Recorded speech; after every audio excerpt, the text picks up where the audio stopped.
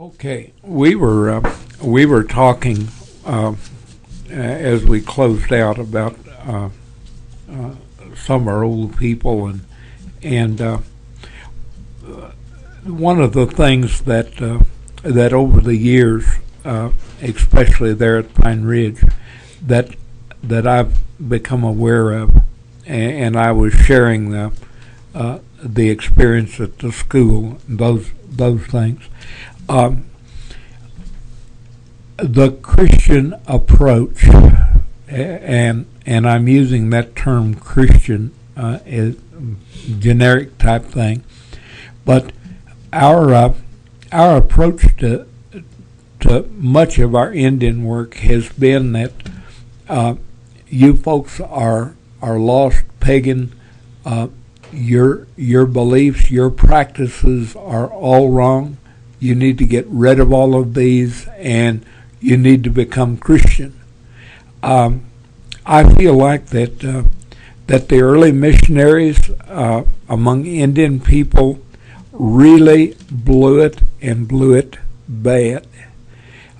They came in with this idea that you get rid of the peace pipe, you get rid of all of your Indian culture, and if the early missionaries had come and said, because the Indian people believe in one God. Now, they may talk about that. They may talk about there being a spirit in the trees and in the water and in the flowers and all the different things, but they believe ultimately in one God. If the early missionaries would have come in and said, we too believe in one God. You're no different than we are. We believe that. But do you know His Son, Jesus Christ? And if we had approached it from this way, instead of just saying, get rid of the pipe, get rid of your feathers, get rid of all of these things, and approached it that do you know His Son? Then we could have shared the gospel with them very simply, and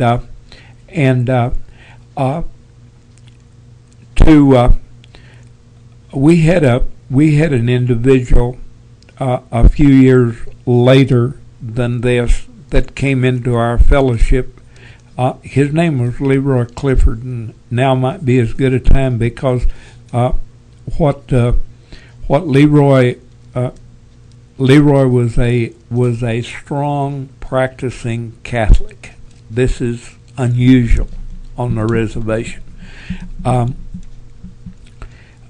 When Leroy gave his heart to the Lord, he had 10,000 questions as to why we did this, or why what the Catholics did were wrong. And I kept going back with Leroy. I would say I don't know what the Catholics believe in this, but here's what the Bible says. And I would take him back to the Word again and again and again. And there came a time in his life. He had a pipe, and he said, "Now, I use my pipe when I pray." And I said, "That's fine. If that will help you pray, then pray with your pipe." He said, "Now, I don't believe that my pipe answers my prayers. Jesus answers my prayers.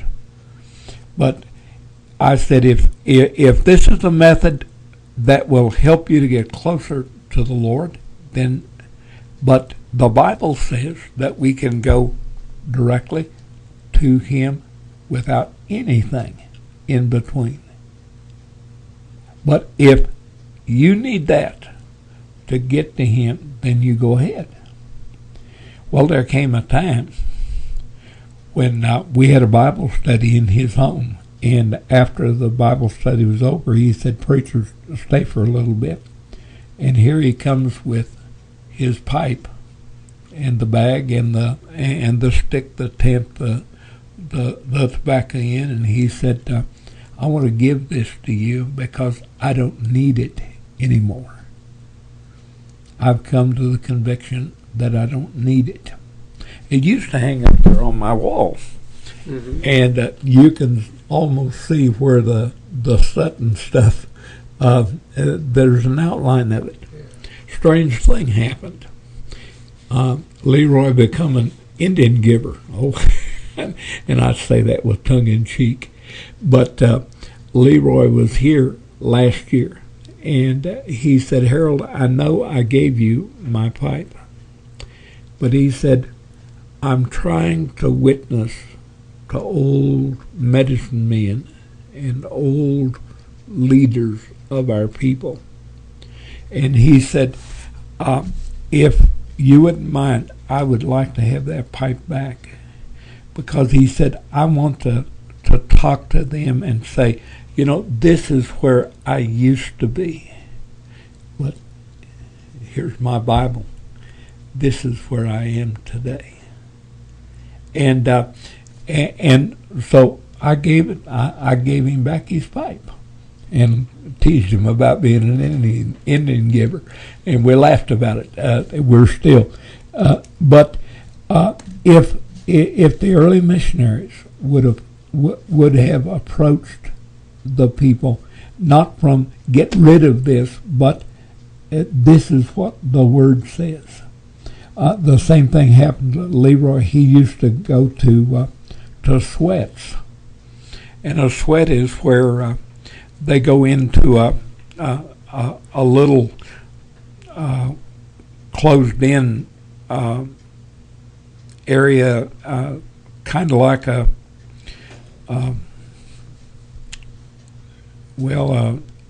small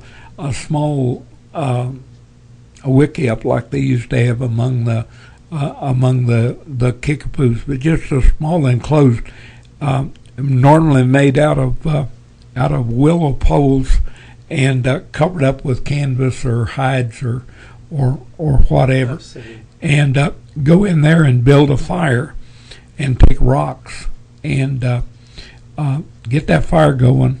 They might do that outside, heat those rocks up and drop them in water, and actually it's a steam bath is what it is. And they'll go in there and pray, and it cleanses their bodies. And Leroy used to tell me, he said, "I went to a sweat last night," and he said, "I prayed, and I prayed for cleansing," and he said, "I prayed to Jesus." And he came to church one Sunday morning, and I never saw him so angry in all of my life. He said, "Harold, I will never go back to another sweat." And I said, "Well, what happened?" And he said, "I was in the sweat praying to Jesus like I always do." And he said, "I heard some of my so-called friends outside laughing at me, making fun of my Jesus." And he said, "I'll never go back."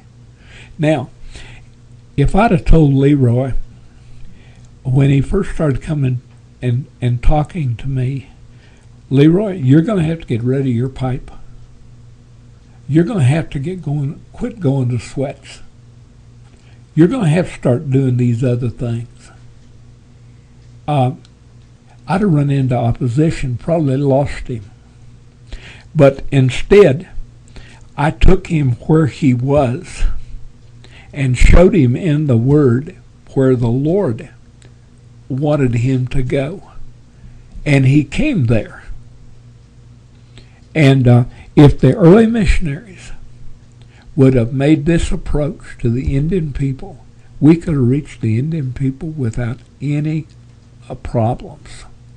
But it was get rid of your pipe, get rid of your feathers, get rid of all of these, get rid of your sweats. And it was a tragic mistake that our missionaries had made. And of course I realized many of the early missionaries were Episcopals, Presbyterian. Do you know how the Catholic Church and the Episcopal Church, especially, and some Presbyterian churches, how they got into places of leadership on the reservations? When the federal government began to put Indian people on the reservations, they wanted to civilize the Indian people. So what they did, they made deals with the churches, especially Catholic and Episcopals, that you come onto the reservation and help us to teach these Indian people our culture, and we'll give you free reign as missionaries. And so churches were brought in. Red Cloud allowed the Catholic and Episcopal churches onto the Pine Ridge Indian Reservation. And this didn't just happen here. This happened in Oklahoma. It happened everywhere. And but that's and that's been one of the difficult things for Southern Baptists to overcome, because we're outsiders. You see, we were not initially involved with the government and with the civilizing of the Indian people. So we're all outsiders. And this is one of the things that's the Catholic Church and the Episcopal Church, especially on Pine Ridge, they are so strong. But it was the government worked it out with the denominations so that they could civilize the Indian people. And that was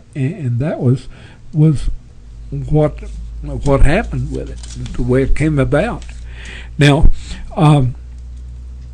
it was along in 1980 that we had Bill Tiger, who was Bill was a Creek from Oklahoma that came up and preached revival at Sharps and Pine Ridge, and I was telling you that we had we had services both at Pine Ridge and at Sharps Corner. Well, whenever we did revivals, we had one at Pine Ridge, we had one at Sharps Corner, and so Bill Tiger came up, and I'm going to mention along here over these years a number of preachers that came up, and Bill being a Creek, I had met Bill in Oklahoma at Indian Falls Creek for years, and Bill was a close personal friend. He shortly after he preached this revival for us here, he became pastor at Fort Yates up in North Dakota, missionary up there, and came back the next year and preached revival for us again. Bill had, Bill had 7 or 8 kids, and Bill has gone on to be with the Lord now over the years, but we had a really close relationship with him. It was during this same year in 1980 that we were asked to go to the Enloe camp in New Mexico to serve as camp missionary, and this was among the Navajo. And so we went down to, and our entire family was allowed to go, and we camped out, had a tent, and camped along with the Indian people. And one afternoon, I was walking around, just visiting and just looking at the camp area, and I kept hearing this Navajo language being spoken, and of course, they were Navajos all over everywhere, but this sounded a little different. And I come up to this tent, and there was a number of people standing around, and there was this white missionary. He had a piece of cardboard. It was about 8 inches square, but it was 8 inches wide and 24 inches long. It was in three sections, all hooked together. There was a bottom that had a little metal pin in the bottom of it, and then it came up another 8 inches, and then it dropped back down, and in this piece that dropped down, there was looked like a nail, just a little piece of iron that stuck down.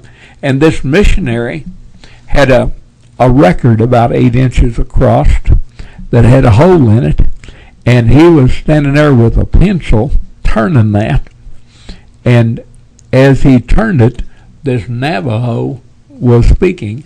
Off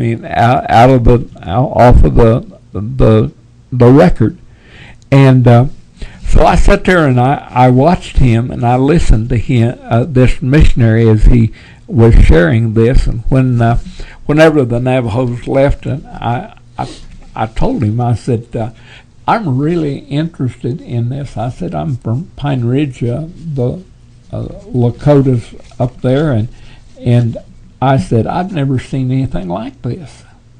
With this record player out of a chunk of cardboard.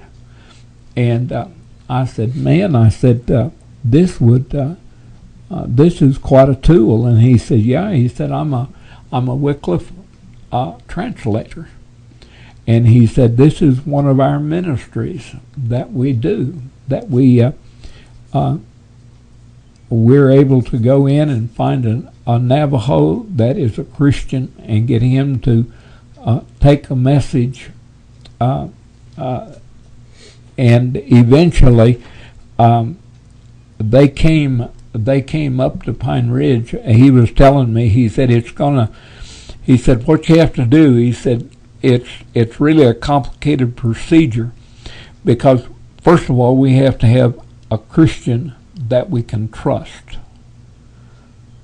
and he has to be able to speak the language fluently, and he has to know of course the story that we're telling, and but he needs to be able to do this in English, and he also needs to be able to do it in the Indian language.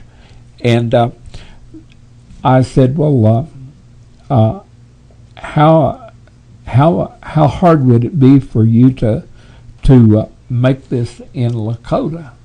And he said, well, we'd need a Lakota person.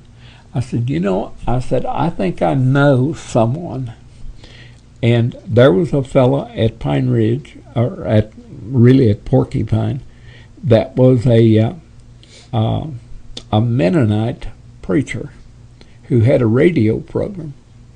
And so this Wycliffe Bible translator come up and spent a week in our home, and we got a hold of Ted, and this translator he said, now can we really trust this man? And I said, yeah, and as he talked to Ted, he could perceive that, and Ted knew the language, he knew English, and instead of taking weeks to do this, one day we were able to get the story of, we did two. One was Noah, and one was Nicodemus. And so I told him, I said, now whatever the expense is, I said, let us know what this will cost us. And I said, we'll pay for it. He said, oh no. He said, this is a part of our ministry. He said, we'll send you 1,000 recorders and 2,000 records, one of Nicodemus and one of Noah. And they did, and we used these in Vacation Bible School. And our workers, we had we had Smithwood Baptist Church and Beaver Dam Baptist Church out of Tennessee, and we taught the workers how to operate these things. And the neat thing was, you have to turn them as I showed you. You've got to turn them at the right speed to get the right. Well, these kids we gave every child that come to our Vacation Bible School, we gave them a record player out of cardboard and the records, and let them and they'd take these home and they would run these, and you'll run them too fast and you'll run them too slow, but they're so catching that these kids could take these home and play these for their grandparents and for their parents that couldn't speak English, and there is no telling of the number of people that we got to hear the gospel through those record players, and it was such a neat experience. That year we had 124 children out at Sharp's Corner. We had 117 underneath those trees at Ogallala, and we had 261 at Pine Ridge in 2 schools. And Beaver Dam did this for us out of Tennessee. And this same year, Jim Fuller came from Wichita, Kansas, as pastor of First Indian Baptist Church there in Wichita, Kansas, with his song leader Joe Mambo, and they come and helped us for a week in vacation in revival. And Jim Fuller was a pastor there in Wichita for a good number of years, and out of that church came a lot of Indian leadership as people came up to work at Boeing and Beech Aircraft Companies. They were reached there at Jim's church in Wichita. In 1982, we had Mount Juliet Baptist Church out of Tennessee came and helped us with a Bible school in Sharp's Corner. We had 125, and back out at Ogallala we had 95. And when I give these numbers, these are average attendance. These are not enrollments. They're not one day high. They're average attendance. And at the same time, the Maplewood Park came and did Bible school in Pine Ridge. And this particular year, north and south parts of Pine Ridge, we had 348 children in Bible school.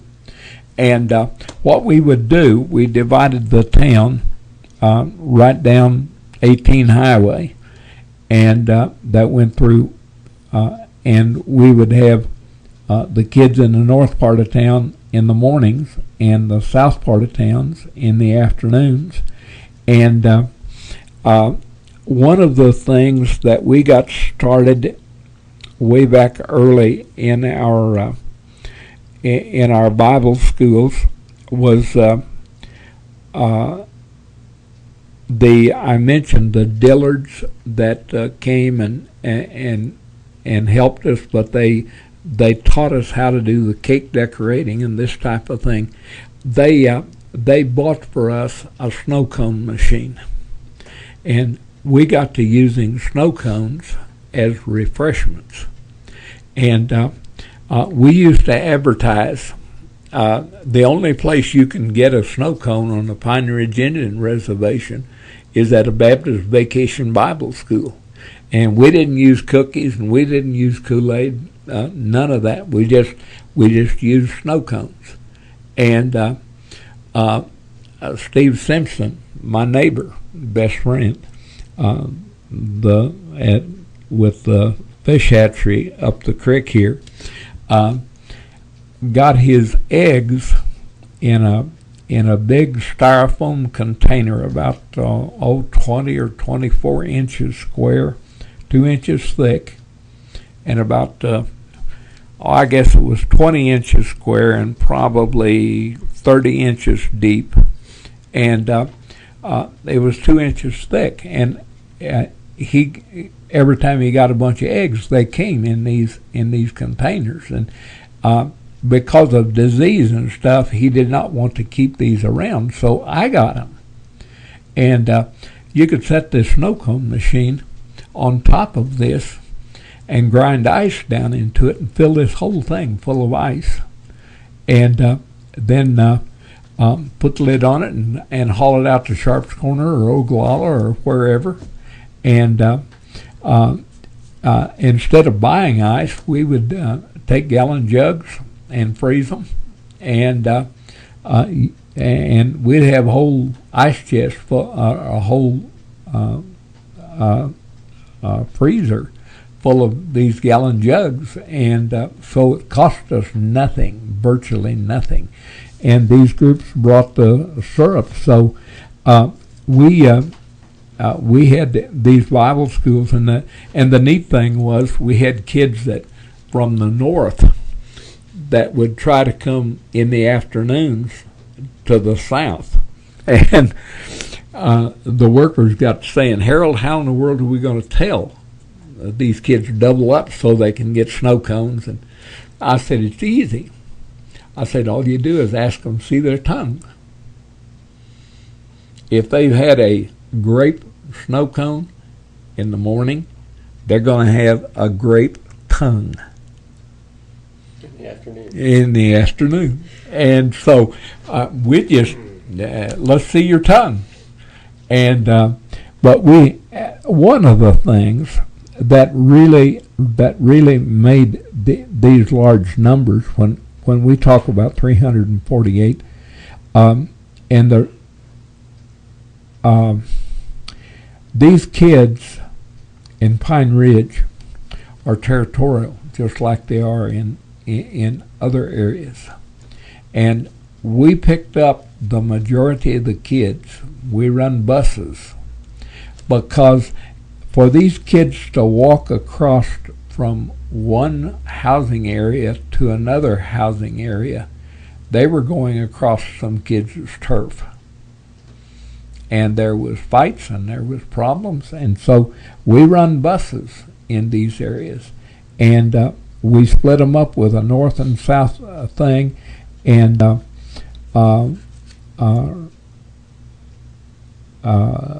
Dick Castleman came with Mount Juliet. He was in charge of the bus ministry for Mount Juliet Baptist Church, and they ran about a half a dozen school buses in Mount Juliet to pick up their people for their church. And so he was in charge of their bus ministry for their church. So it was a very simple thing for him to work on bringing out a group. And they'd bring out 40, 50 people with a big Greyhound bus. That was their church bus that they used. And then Bill and Marge that same year from Maplewood Park came, and so gosh, we had over 500 kids, 600 kids in Vacation Bible School, and this began the time of probably our largest crowds and our largest ministry and outreach to people the next 10 years, between 82 and down in to 90, we just were able to reach a vast number of people. And it's not so much that there was a lot of professions of faith, but there was a lot of interaction between the group that came and the kids. It was not uncommon for these teachers to write back and send birthday cards and send Christmas presents and continual letters letting them know that they were going to be here next year for Vacation Bible School. Along in April, May, they'd start writing and saying, we saw you last year and we're looking forward. We're going to be on the bus. And the relationship that was built up between the Indian people and these workers, it was just unbelievable. Right along this same time, we were talking about we were having revivals. There was an Indian fellow from over in Sisseton, Wilbert Robertson, who was pastor over there. He was an ex-service man, and he came up with a tent, and so he approached me on the fact of having tent revival, and we were trying. I'd try anything that would be able to reach people, and so Wilbert brought a tent revival, and he brought a fellow by the name of Ernest Best, an Oklahoma Indian, a Creek again, and he had been a pastor of a church for a little while, and for several years, and then the Lord had called him into evangelism, and Ernest is still preaching the gospel. He's got some sickness, and his wife has some really serious illness, and he's getting like the rest of us. He's getting older, and he used to preach all over the United States. I mean, he was, and up into Canada and Alaska and down into Mexico. Ernest just was a tremendous, and is a tremendous preacher. Yeah, I talked to Ernest not very long ago.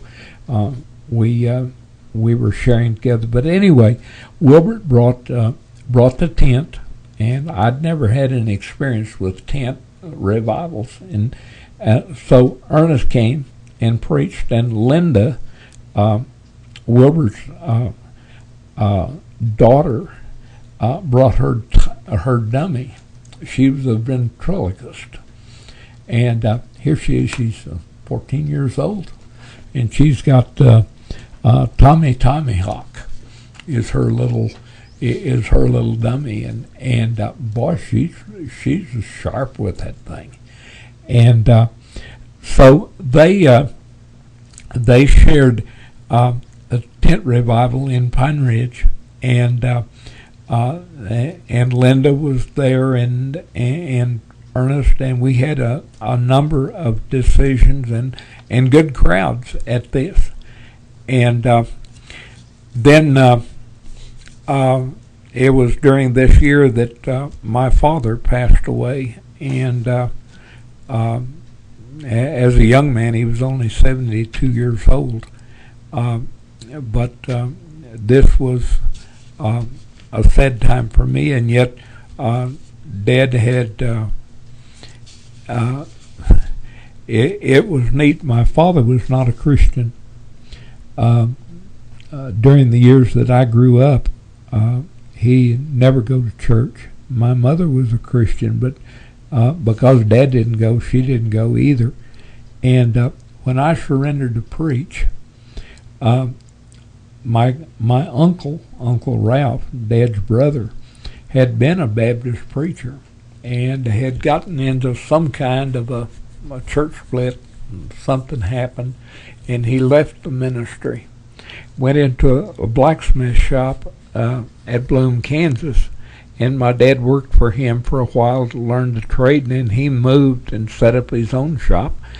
And but when I was saved, the year I was saved and turned to preach, my uncle came back to the Lord, rededicated his life, left the blacksmith shop, and I went to serving the Lord. My dad was saved, and my mother rededicated her life. My father became a deacon, and they started a Baptist church in my hometown. And my father had a stutter. When he got excited, he'd try to get a word out, and he would jerk his head back, and it was a very uncomfortable thing for him. He became a Sunday school teacher for boys. He was a deacon, and later he became Sunday school superintendent. And I went home one time and visited in the church there in Mineola. And my dad stood up and gave the announcements and went through Sunday school and shared the devotions. And there was never a stutter. The Lord had taken it totally away from him. And so it was a time of rejoicing when he went home to be with the Lord, and that was in February of '82. In '83, we had built we were in the process of getting ready to build out at Sharp's Corner, but we still had the building out there. We had a fellow by the name of Phil Lawrence. Phil had been with a group that came from the Glenwood Baptist Church in Tennessee, in Nashville, and Phil had come and was helping in Vacation Bible School, and the Lord, when he got back home, the Lord had called him to preach. And this is a side thing of these Vacation Bible School groups. We think so much about these groups as they come out of what they do on the reservation, but we don't talk a whole lot about the effect that it has on them. Out of the groups that have come over these 23 years that we were at Pine Ridge, there's over 50 full-time Christian service leaders have come out of these groups. We had a fellow from Mount Juliet who was the principal of their day school, surrendered to be a missionary while he was at Pine Ridge, and went home, resigned, and is a missionary on the Ivory Coast in Africa. And just on and on and on. But anyway, Phil Lawrence came out, and we kept in contact with him. And in October, he came to pastor the Sharp's Corner Baptist Church. So after 10, 11 years, we finally got to where we weren't going out to Sharp's on Sundays and Thursdays. And Phil came and served there as a pastor. That year we took 10 to Falls Creek, and again there was this growth of our people as they began to see Christian people serving the Lord. We went into April of '84, and with Phil out at Sharp's Corner. Now, our building out at Sharp's Corner was a trailer house, and we moved a trailer house out for Phil to live in, and Phil was a single guy. And by the way, Phil is still in mission work, Indian mission work, and he is still not married. And but this next year in '84 with Phil out there, we began to dig the foundation for a church building out there at Sharp's Corner, and one of the mission groups that we had some people in it that were loggers.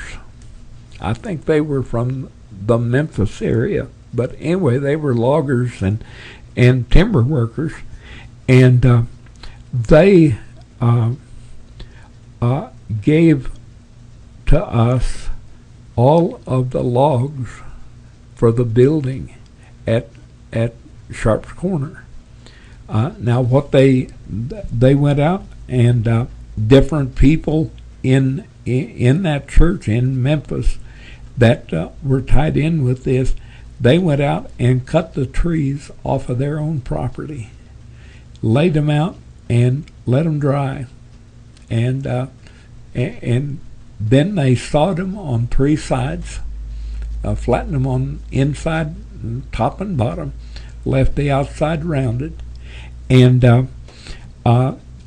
this lumberjack that worked with this crew, they loaded these up on a semi-truck and brought a semi-truck load of logs out to Sharp's Corner, no cost to the church whatsoever. These men came in and in 1 week built the church. Now, prior to them coming, we dug the foundation, and then we laid blocks up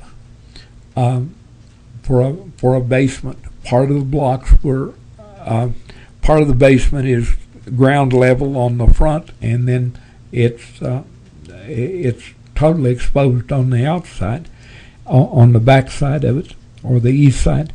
And Kenneth White Thunder was a member of our church, and he had several boys, 4 or 5 boys, and he was a builder, and with Kenneth and his boys and myself, we laid all of the concrete blocks for that basement, and got the floor run, and then this crew come in from Memphis, Tennessee, with the logs and put the logs up, and we then had a crew that come in and put the roof on, and one of the downsides of some of the groups that come is they try to build like things will work in Tennessee and not up in this country, and they didn't want to put felt down on the roof, and I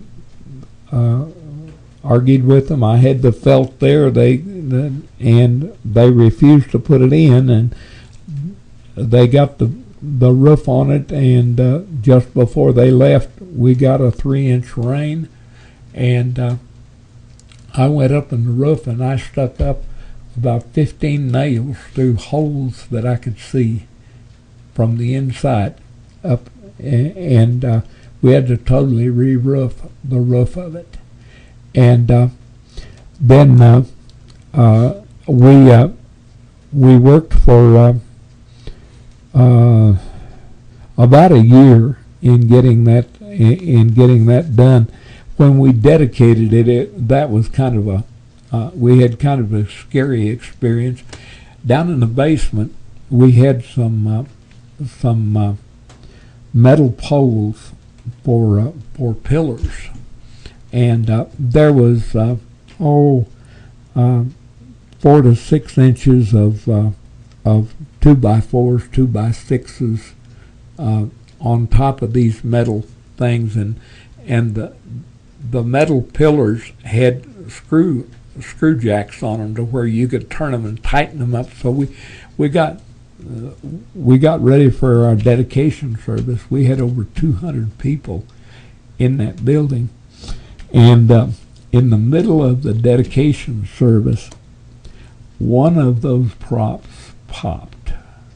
It sounded like a rifle, And of course, all the pressure of those people on it.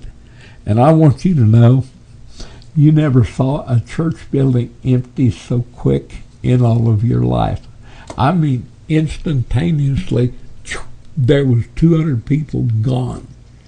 Now, it didn't fall, but it popped out, and we were able to get back underneath it and get it back up, and went ahead and had dedication service. But kind of an interesting experience. This was a summer that we had 5 Bible schools. We participated in 4 camps. I directed 2 of them. We conducted 2 tent revivals, and our church painted the inside and outside of our church building in Pine Ridge. We did that all in one summer. 5 Bible schools, 4 camps, 2 tent revivals, and painted the church. Busy summer. Yeah. Busy summer. But we had help helping us, and also during the summer we had a group from Murfreesboro. Don Edwards was their pastor, and one of the things that I was a pretty strong stickler to was I required a dress code for all of our workers. In Vacation Bible School, women were to wear jeans and T-shirts and no dresses, no shorts, and I would not be lenient at all. I mean, this was up front. They were this is the way it was. And when everybody wants to take out and go look at the Badlands, and they want to go to Mount Rushmore, and eventually they wanted to see Crazy Horse, but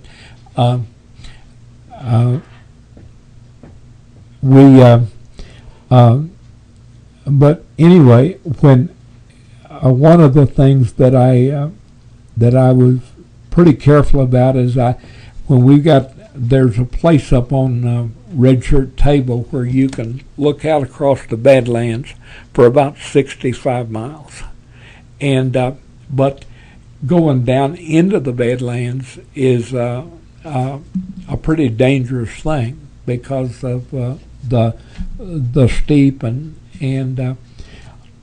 so I normally said nobody down in the Badlands, and the group from Murfreesboro, they began to become more lenient with their kids, and so one night when the group was there, they had decided they were going to go 2 different ways. One of them was going to go to Red Shirt Table, and the other was going to go north of Sharp's Corner and do some exploring back up in there. And I went with that group, and I got back to Pine Ridge, and I guess it was about 10 o'clock at night. I got a phone call, and the group that had gone up into the Badlands, up on Red Shirt Table, 2 of the boys had got down in, they had let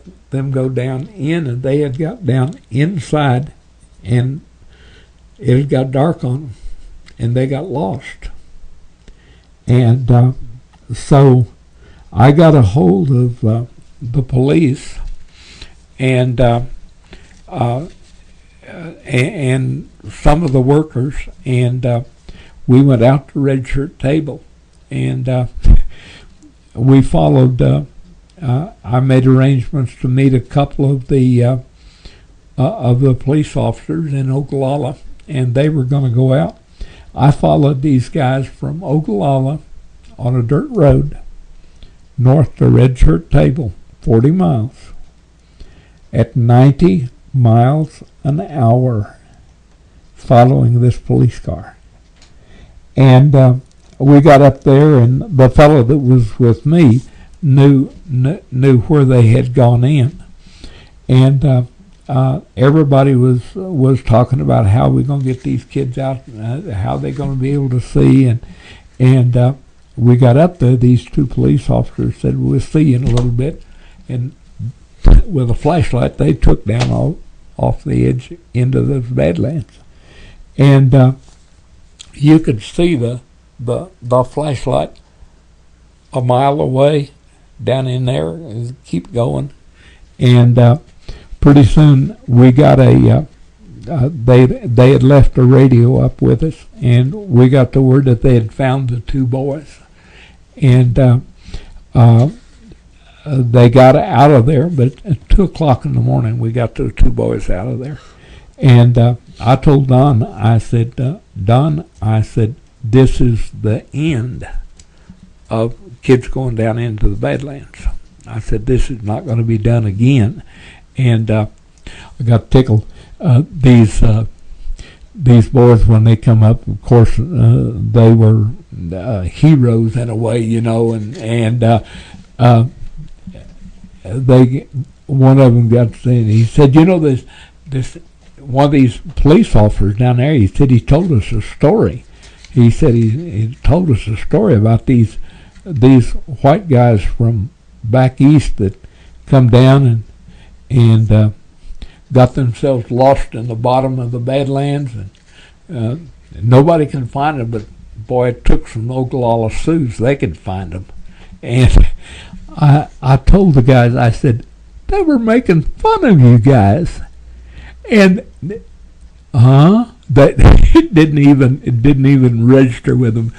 These two police officers, these guys I knew, and boy, they roasted those guys and roasted them good. But I told Don, I said, that's the end of going down in there. And but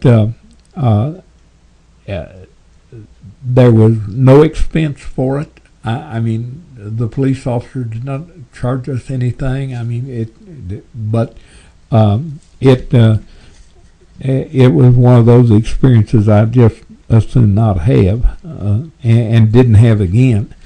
And but anyway, in November of this of '84 was I had my first knee replacement in Denver, Colorado, and I was at a point to where I could not walk more than 300 yards a day with my knees. It was just an excruciating pain. I was down to bone on bone on one knee and nearly that on the other one. But so I had the knee replacement, and I was, I believe I was 47 or 48 years old when I had that first knee replaced, and then May of that year, we had one of the most precious old men saved in our church, Dan Broken Leg. Dan, I met him when I first went to Pine Ridge. He lived about a half a block in a little old 2-room house, he and his wife and his son. And Dan was one of the old pipe makers. They take that red pipestone from over Pipestone, Minnesota, and most of it was about 1 inch and a quarter, 1.5 inches thick, and it was it is found about 10-15 feet underneath the ground level, and it's in sheets. You can find some sheets that are, like I said, 1.25 inches, 1.5 inches, 2 inches thick, 3 or 4 feet square. And so Dan would take a handsaw and block out his pipes. Well, because of the